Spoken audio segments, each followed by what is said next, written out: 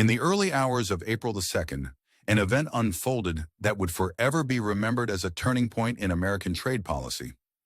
President Trump declared the day Liberation Day, a name that belied the gravity of the measures that were being imposed. Under the banner of liberating the national economy from reliance on imported goods, his administration imposed a 25% tariff on steel, aluminum, and automobiles coming into the United States from Canada. For many in the United States, the tariffs were heralded as a long overdue correction of economic imbalances. For Canadians, however, they were nothing short of an economic invasion that struck at the heart of a long-standing alliance. This day was not a celebration for Canada. In fact, where President Trump saw liberation, his northern neighbor saw a reckless and unprecedented breach of trust, as one of the world's closest alliances was suddenly thrust into a state of economic and diplomatic turmoil. Canada's reaction was swift and stern.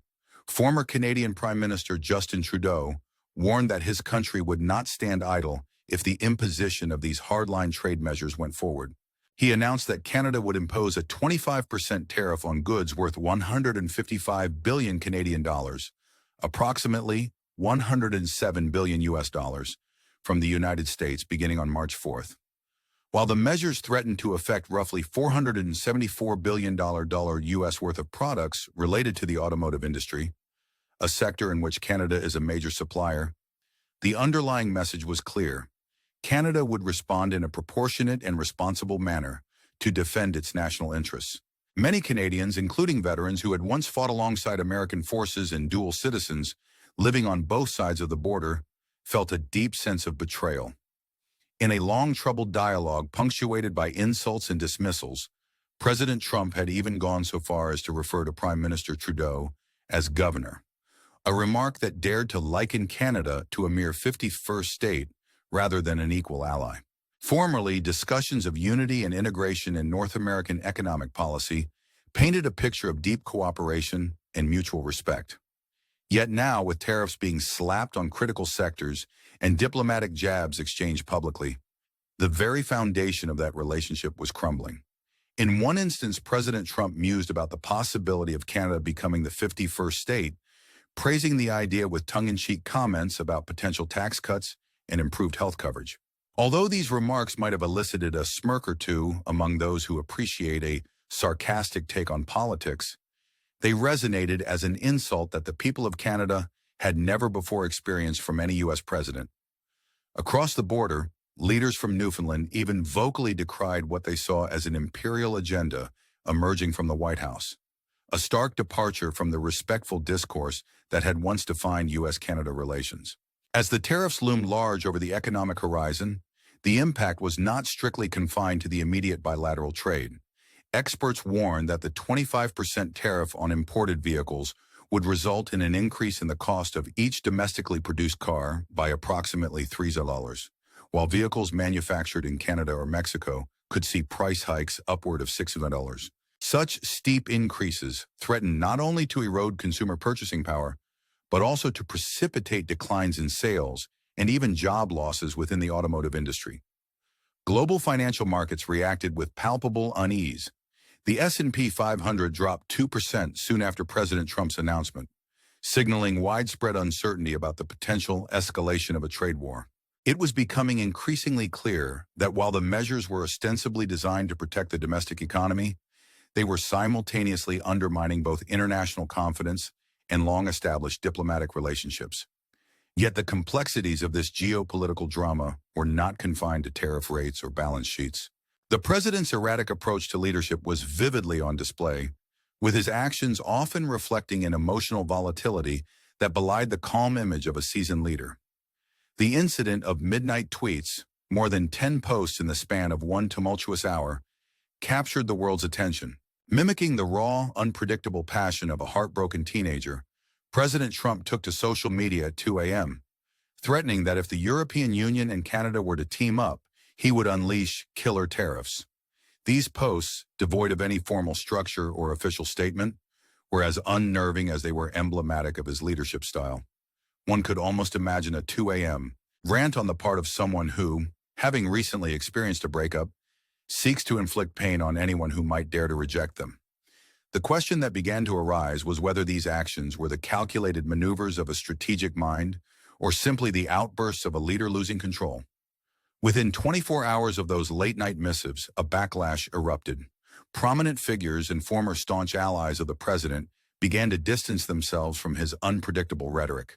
Doug Ford, the Premier of Ontario, once one of Trump's most avid supporters, unexpectedly declared, "We'll make sure the U.S. feels the pain," shifting blame squarely onto the president's shoulders and apologizing to the American people for the fallout. Following Ford's reversal, leaders from France, the United Kingdom, and the entire European Union began discussing the formation of a new trade alliance with Canada, effectively excluding the United States. The camaraderie that had once united the Atlantic has now given way to alliances forged out of necessity and the urgent need to stave off economic instability. One EU trade advisor even quipped, "Trump used to host the party, now he's locked outside the living room." In global politics, even a single misdirected tweet can burn bridges built over decades, leaving a once-trusted friend in a state of disarray. While the high-stakes international chess game unfolded, domestic consequences also began to mount. The American people, already grappling with economic challenges like rising rents, stagnant wages, and inflation-driven price increases, found themselves increasingly disillusioned by the president's apparent inability to focus on domestic issues. A survey from the University of Michigan had already identified a 15-year low in consumer confidence, a stark reminder that while political leaders engaged in grand international posturing, everyday Americans were staring down a spending crisis. Some industry experts warned that these impulsive 2 a.m. tweets were not merely isolated incidents of emotional outburst. They were calculated distraction tactics intended to deflect attention from the government's domestic shortcomings. One Bloomberg analyst captured this sentiment succinctly by noting, "Make America great again. Yet all we see is make the recession real fast." It was a wry, almost absurd commentary on a situation where the leadership of a major country began to seem more like an unpredictable performance art routine than the steady helm that the modern world demands. Amid these tensions, major U.S. companies such as Tesla, Apple, and General Motors began quietly shifting production to Canada, the European Union, and other regions as they sought to avoid the risks inherent in sudden, unpredictable policy shifts. Within 48 hours of the president's tariff announcements, stock prices for several leading manufacturers had plummeted, underscoring a simple yet brutal truth. Political uncertainty is no friend to the business world. Investors, always keen to protect their assets, reacted immediately to the apparent volatility of U.S. policy. In a market that prizes stability and predictability, the United States' rapid pivots in trade strategy sent clear signals of impending risk. As the drama unfolded on both the global and domestic fronts, it became increasingly evident that the party of grand declarations was now facing a slow exodus of allies and investors alike. It is worth addressing the irony here. While President Trump claimed that these tariffs constituted liberation, his actions have instead fostered isolation and economic disarray. In a world where consistent leadership and rational decision-making are the foundations of trust, portents of unpredictable behavior, like those witnessed during his ill-timed social media outbursts, only serve to erode confidence among both allies and the electorate. And speaking of unpredictable behavior, one cannot help but recall the infamous incident on the golf course, immortalized in a series of parody videos by the Lincoln Project. In these videos, a version of Trump is shown as a man who loses his cool over a bad golf shot, blaming everything from the trajectory of the ball to the imperfections of his golf club, all while his caddy looks on in resigned disbelief. The spectacle of a president acting as if the fault lies solely with the inanimate object, rather than his own performance, is both ironic and deeply concerning. After all, if a person cannot control his temper on a leisurely round of golf, where the stakes are low, how can he possibly be expected to manage the complex, high-stakes affairs of state? The satire continued, with the Lincoln Project also showcasing a scenario in which a now-displaced Trump, stripped of his beloved Twitter account, floundered ineptly on alternative social media platforms such as Facebook, Instagram, and even TikTok. Each attempt to reclaim the potency of his online presence ended in a series of desperate, baffling gestures, The imagery of a man, renowned for his ability to dominate social media, being rendered almost comically lost without his preferred platform, strikes a chord that is difficult to ignore. It is as though someone who's known for their bluster in the boardroom is rendered mute when forced to navigate the digital world without their usual tools. And if that isn't a metaphor for the broader challenges of leadership in a rapidly shifting cultural and technological landscape, it is hard to imagine what might be. Former Congressman Adam Kinzinger, a figure who once occupied a place of considerable influence within the Republican Party, did not hold back in his criticism of the president's behavior. On live television, Kinzinger provided a blistering account of Trump's consistent failures to take responsibility. According to him, every misstep, from business bankruptcies, notably the collapse of casinos such as Trump Plaza Hotel, Trump Taj Mahal, and Trump Airlines, where even the mafia could apparently turn a profit, to the crisis management during the January 6th riots, was met not with accountability, but with a relentless campaign of blame shifting. In his blunt and unsparing assessment, Kinzinger labeled Trump a weakling who always pretends to be strong, comparing him to a 6-year-old child desperate for paternal recognition. His words were not only meant to expose the limitations of Trump's leadership style, but also to remind viewers that the true measure of a leader is not found in the ability to deflect criticism or blame every setback on external forces, but in the willingness to confront and rectify one's own shortcomings. In one particularly cutting remark, Kinzinger remarked on Trump's tendency to mimic emotional outbursts, whether on the golf course or during moments of national crisis, questioning whether someone who could lose control over a simple swing of a golf club could be trusted to steer a nation through turbulent times. He recalled moments when the president's outbursts were not isolated instances, but rather part of a pattern, each failure conveniently attributed to some external culprit. Whether it was the FBI, the wind, immigration policies, or even malfunctioning wind turbines, nothing was ever the fault of his own policies or decisions. This irony was not lost on anyone who had followed Trump's career, where every failure was masked with elaborate narratives and disclaimers. It is almost as if his internal compass of accountability was set permanently to deflect, leaving the public to grapple with the consequences. These criticisms extend well beyond personal anecdotes or caricatures of behavior. They have real implications for governance and international credibility. Public opinion polls such as those conducted by Gallup indicated that approximately 71% of Americans believe that Trump never took personal responsibility for his actions, an astonishing figure that surpassed any other post-term U.S. president in this regard. For a leader who has presided over 91 million votes in support, this revelation is particularly jarring. Meanwhile, by the end of 2024, Trump found himself entangled in over 30 lawsuits covering a wide array of cases, ranging from financial fraud and tax evasion to inciting a riot. It is a stark picture.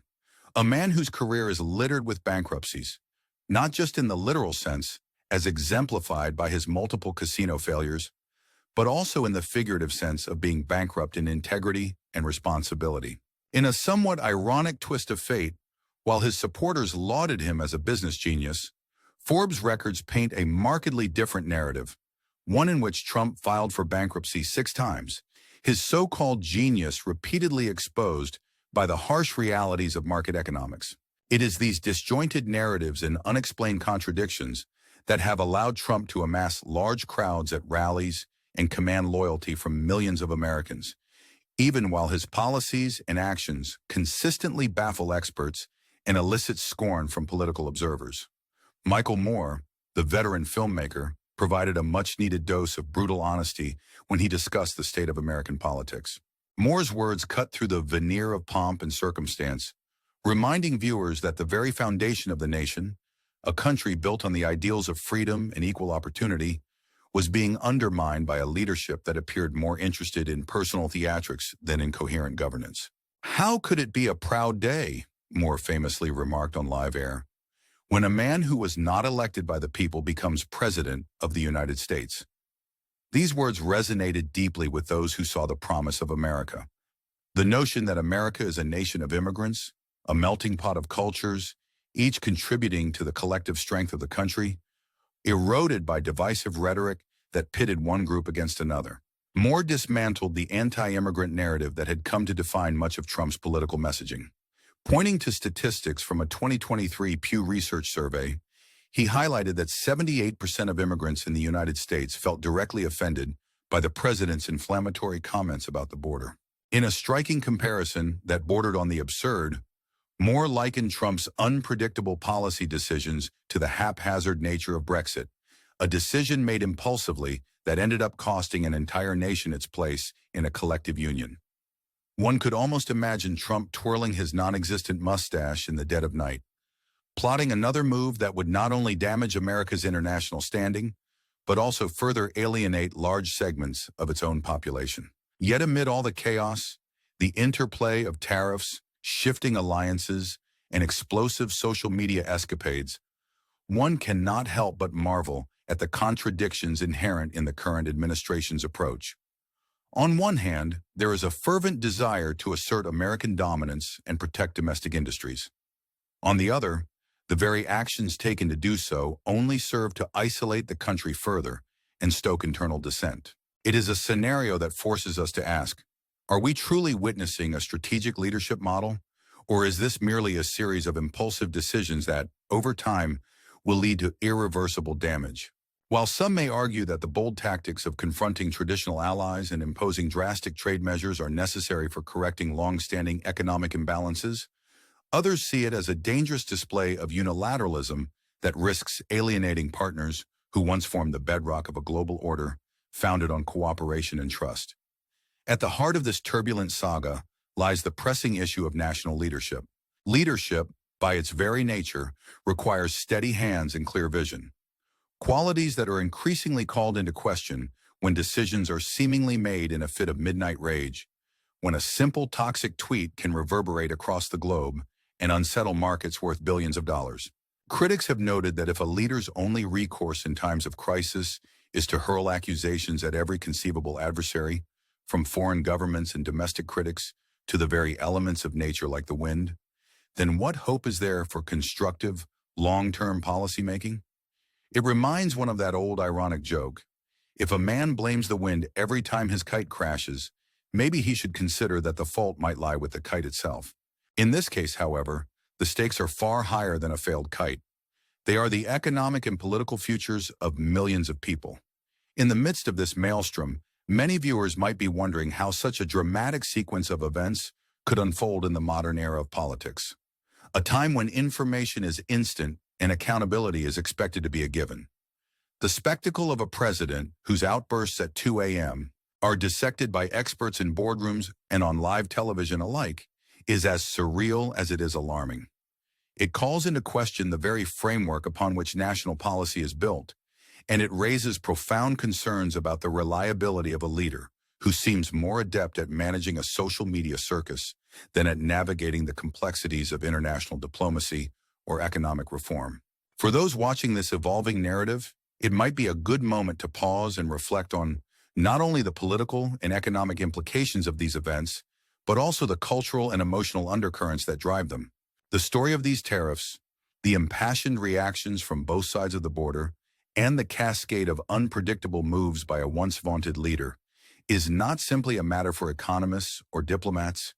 It is a story that touches the very lives of everyday people, from the struggling working class to multinational business investors. And while it is easy to become cynical or to laugh at the absurdity of events, a 2 a.m. tweet as a harbinger of international conflict, for instance, it is crucial to remember that behind every sarcastic remark and ironic joke lies a reality that can affect jobs, savings, and the future stability of entire regions.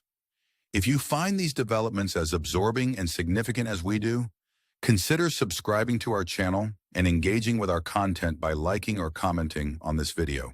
Your input not only supports our ongoing efforts to bring you the most in-depth analyses, but it also helps foster a community informed about the critical issues shaping our world. What are your thoughts on these dramatic shifts in trade policy and leadership? Do you believe that a series of impulsive outbursts can ever be reconciled with the measured, steady hand required to lead a nation? Or are we witnessing the unraveling of long-standing diplomatic ties and economic stability? We invite you to share your perspective in the comments below. In the end, the situation that unfolded on April 2nd is emblematic of a broader crisis in leadership and global alliances, a confluence of economic strategy, flawed diplomacy, and personal theatrics that has left citizens and international partners questioning not only the immediate costs of such policies, but the enduring impact on the reputation of the United States. As major companies shift production lines to safer havens and investors scramble to mitigate risks, the once lauded American model of leadership appears increasingly like a relic of a bygone era, one where grand promises and emotional outbursts replace the grounded, pragmatic approach that modern global affairs demand. The critical questions remain: can America once again reestablish itself as a reliable partner in the international arena? Or will these actions cement its reputation as a nation ruled by impulsive decisions and age-old grudges? History may well judge this moment as the turning point when America first declared itself liberated by tariffs, only to reveal that true liberation lies not in the economic brinkmanship, but in the steadfast trust and cooperation of long-term alliances.